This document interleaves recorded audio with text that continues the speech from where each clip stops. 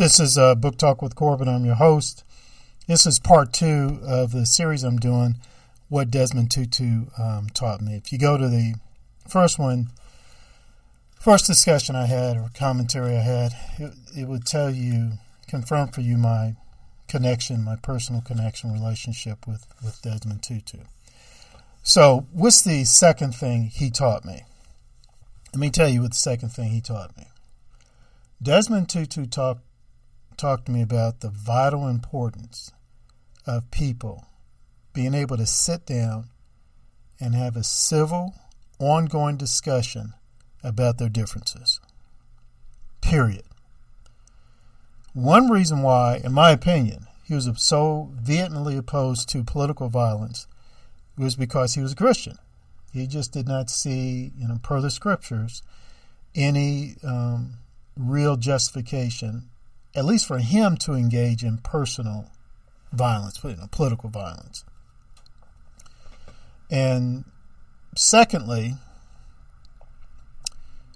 it was because that man was a true intellectual, a true scholar. And by that I mean he was able to sit down and talk with anybody about his faith, about his politics, his positions, period. I had many private conversations with him. Even my ex-wife, Naomi, probably didn't know about the extent of which I talked with her father one-on-one privately. And more often than not, we would talk, obviously we talk a lot about politics, under apartheid South Africa, racist minority rule, the national liberation movements, PAC, the ANC, BCM, etc. And my argument was, hey, armed struggle is what we need to do. We need to oust these thugs from power via armed struggle. And let me tell you something. He would know. He would disagree with me and explain to me why he disagreed with me. Then I'd counter and explain to him why I disagreed with him. And every time he would just say, well, let's just agree to disagree. He never said anything like, well, you're stupid, you're young, you're ignorant, you're immature. If he had said that, it would have been accurate, but he wouldn't say that. He would just say, let's agree to disagree. After we would go back and forth for so long. He respected his political opponents. He respected, this may sound odd to say that, his oppressors. I mean, if F.W. de Klerk or P.W. Botha, somebody like that, was to say, look, Desmond, come on in my office, let's sit down and talk, see if we can work something out. He would have done it. He would have done it. He probably would have said, I hope this leads to something. I'm not optimistic that it will, but he would have done it.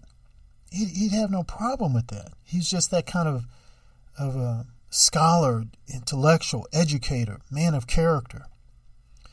And so one thing he taught me through his example was that don't dehumanize your opponent. Just because you have disagreements with somebody, state your position, state it clearly, be passionate. All that other kind of stuff is good. But listen to the other side and understand the other side. Truly listen to the other side and understand the other side. My own father, one time, I'll never forget, he used to be on the debate team at his college, Gordon College in Massachusetts. And he said to me, son, you should know your opponent's argument so well that you can articulate it. You can articulate it just as well as your opponent articulates it. You don't have to agree with it. You just have to understand it to the point where you can articulate it and say, well, this is what this other side believes, and this is why they believe it. Desmond Tutu was like that as well. There's just that element of respect in there. And so that's one thing I learned from him. And again, as I said in my other podcast, I was a poor student. I mean, what's the point in being exposed to that kind of great character and intellectual prowess and not applying it?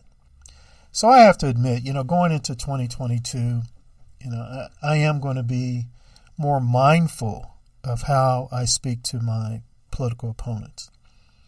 As much as possible, I just got to stop sort of dehumanizing them.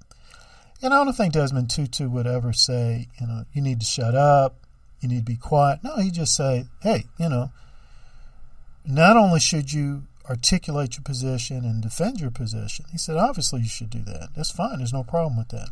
But also listen to the other side and understand the other side and be respectful of where they're at. Then, if things reach a point where you just say, well, let's agree to disagree. But he would never talk about, well, I'm not going to talk to them anymore. They think, they like Donald Trump. Well, I'm not going to talk to them anymore.